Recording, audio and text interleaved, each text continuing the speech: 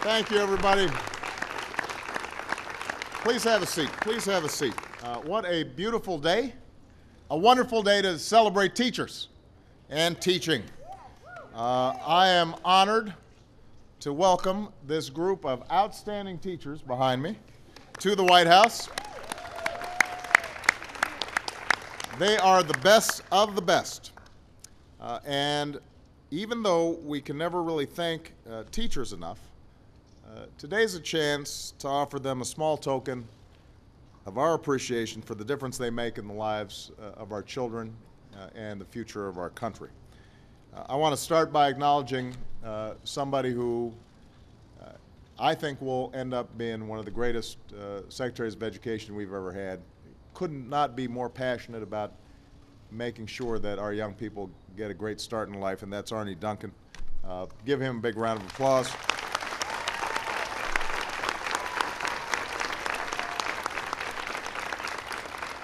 I am very proud that we've got some wonderful members of Congress who are here from the great state of Maryland, who I think are pretty proud of you.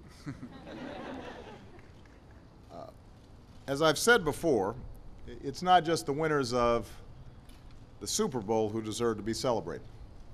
And that's why I also want to welcome the teams from the National Science Bowl who are here with us today. Where are they? I'm back. There you are, right back there. Good to see you.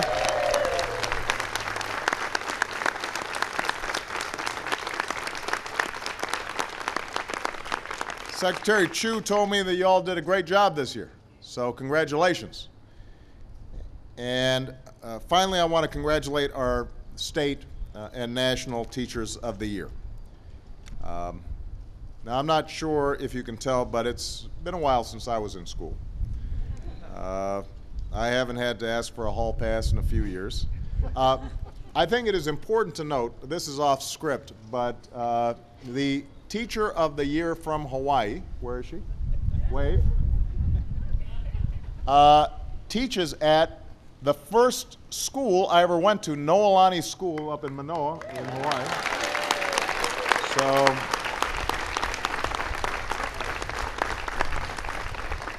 So I thought that was pretty cool.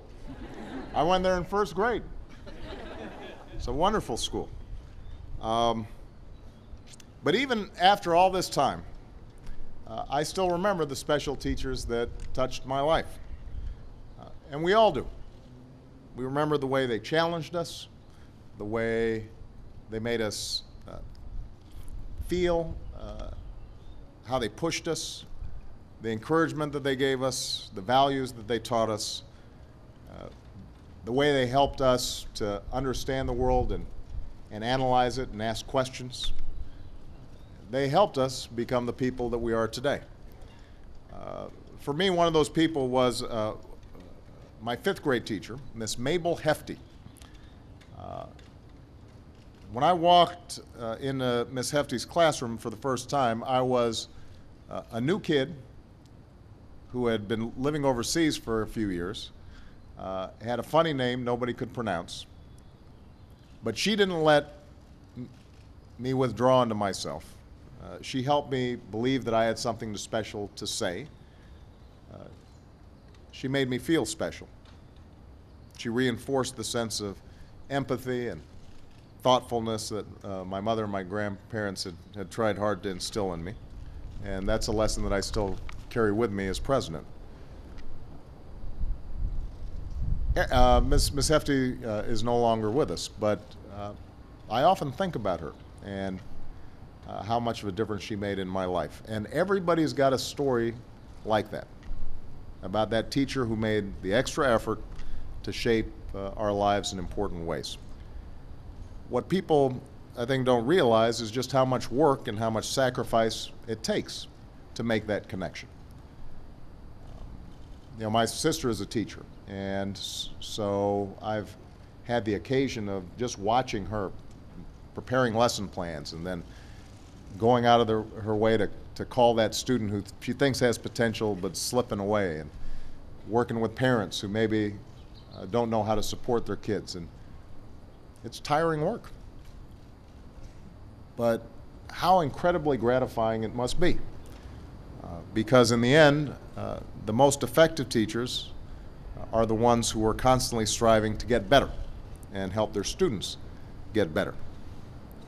Those teachers who stay up late grading papers, the teachers who give up their afternoons and free periods to give that student a little bit extra one-on-one help and spend evenings and weekends developing lesson plans and activities that don't just teach the material but make it come alive. And the teachers who see the potential in students even when the students themselves don't see that potential. And the teacher standing next to me, Michelle Shearer, I think is an example of that kind of teacher. Michelle teaches AP Chemistry at Urbana High School in Maryland. Before that, she taught chemistry and math at the Maryland School for the Deaf. That's in fact how I just learned she got into teaching, was initially volunteering, working with deaf students. Michelle's specialty is taking students who are normally underrepresented in science. Minorities, women, students with disabilities, even students who say equations and formulas are just not their thing, and helping them discover the scientist within. At the Maryland School for the Deaf, Michelle taught AP Chemistry for the first time in the school's 135-year history, explaining concepts like kinetics and electrochemistry using only her hands. When she suggested her students also sign up for AP Calculus, she was met with some questioning looks. Why, one student asked. And she said, because you can. She signed back. And for the next 2 years, she spent her planning period teaching calculus, probability, and statistics to students who never would have had the opportunity to take those classes otherwise. When Michelle moved to Urbana in 2006, 11 students were enrolled in AP Chemistry. This year, there are 92. Some of her former students have gone on to become science and math teachers themselves, applying the techniques they learned in the classroom to make a tough subject manageable and fun. One student wrote, "You have not only shown me how to be the best chemistry student I can be, but also the best person I can be." I should also mention, by the way, that Michelle's husband is an AP physics teacher, and her dad and mom who are here, your dad taught chemistry. He was a chemist. So, and her mom was a music teacher, so she had a little bit of a jump on this whole teaching thing and this whole science thing. But what an incredible testament when a student tells you not only you made chemistry interesting, but you made them a better person. America will only be as strong in this century as the education that we provide our students. And at a time when our success as a nation depends on our ability to out-educate other countries, we desperately need more Michelles out there. And that's why we've set a goal of preparing 100,000 new teachers in the field of science, technology, engineering, and math over the next decade. Fields that will give students the skills they need to compete with their peers anywhere in the world. And to help those teachers succeed, I've called on Congress to move quickly to fix No Child Left Behind in a way that makes it less punitive, more focused, more flexible. That means doing a better job of preparing teachers, doing a better job of measuring their success in the classroom, helping them improve and providing professional development, and then holding them accountable. Because if we truly believe in the importance of teachers, then we've got to help teachers become more effective. In the words of one of my favorite poets, William Butler Yeats, education is not the filling of a pail, but the lighting of a fire. Teachers here today, and thousands like them, are surrounded every day by young people who will shape our future. But it takes a special person to recognize that. It takes a special person to light that fire, to raise our children's expectations for themselves and never give up on them, no matter how challenging it might be. All of us are here because at some point somebody did that for us, and so today we are honored to recognize these outstanding men and women and all the teachers like them who have always had and will continue to have such an important impact on our lives. So with that, I would like to present Michelle with her apple.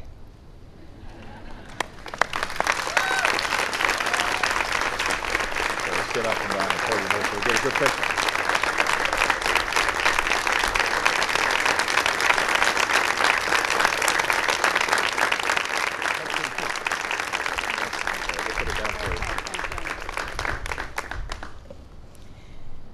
Thank you, Mr. President, Secretary Duncan, distinguished guests, family, and friends. What a privilege to be at the White House on National Teacher Day and to stand together with all of the teachers of the year as we represent America's dedicated educators. I am humbled to accept this honor. And as we celebrate the success we've achieved in our classrooms, I see the faces of students. My 90 advanced placement chemistry students who took their AP exam yesterday. Students I taught over a decade ago who now teach with me in the public schools. Deaf and hard of hearing students, and students with special needs who taught me always to see abilities, not disabilities. And students like my 5-year-old daughter, young children full of promise and potential. As teachers, we advocate for students, and as Teachers of the Year, we represent our colleagues. There are millions of teachers in America, and we could all be pursuing different careers, but we choose to use our gifts and talents to benefit students in the classroom. Elementary school teachers lay the foundation for a child's academic success. Middle school teachers engage students with creative instruction and teach the skills students need to become self-sufficient learners. High school teachers empower students to take ownership of their education as they prepare for college and careers. Collectively, we teach critical thinking, creative problem solving, collaboration, communication, independence, adaptability, self-confidence, and resilience. Skills and habits of mind our students need to succeed in school and in life. Our passions include the arts, world languages, English language arts, history, social sciences, physical education, business education, career education, and STEM, science, technology, engineering, and mathematics. And whatever grade or subject we teach, it's a challenge to meet the individual needs of diverse learners in our classrooms. And we're proud to share in our students' achievements. My classroom bulletin boards are covered with pictures of students I've taught over the past 14 years, students who are my daily inspiration to continue my commitment to teaching, a profession that requires a tremendous investment of personal energy and time, one that calls for love, compassion, and dedication. But commitment to education must extend beyond the walls of the classroom. Parent support and community involvement are essential to ensure the success of our students. Resources and technology are essential to improve the quality of our schools. Our students need innovative teachers and visionary leaders to move public education forward by working together. We thank you, President Obama and Secretary Duncan, for your leadership and for your focus on education as a national priority. We look forward to working with you to promote the success of our students and what's best for our schools. My students will tell you that I love to give pep talks. And Friday was their last one before their AP chemistry exam. And among other things, I said, you are problem solvers, no matter how challenging the questions. Have confidence, forge ahead, and make progress towards solutions. Likewise, in education, no matter how challenging the issues, we must be problem solvers. And as we continue to debate ideas, allocate resources, and implement change, we must make progress in a positive direction and always, always see the faces of our students. Thank you. Wonderful.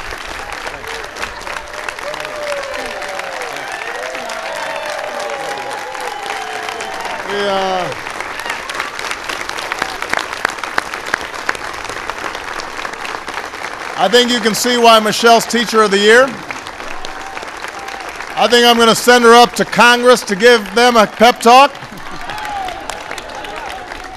Thank you, everybody. This ends the ceremony, but again, we are so grateful to Michelle, but we are also grateful to all the teachers of the year. Give them one more big round of applause. Thank you. God bless you. God bless the United States of America.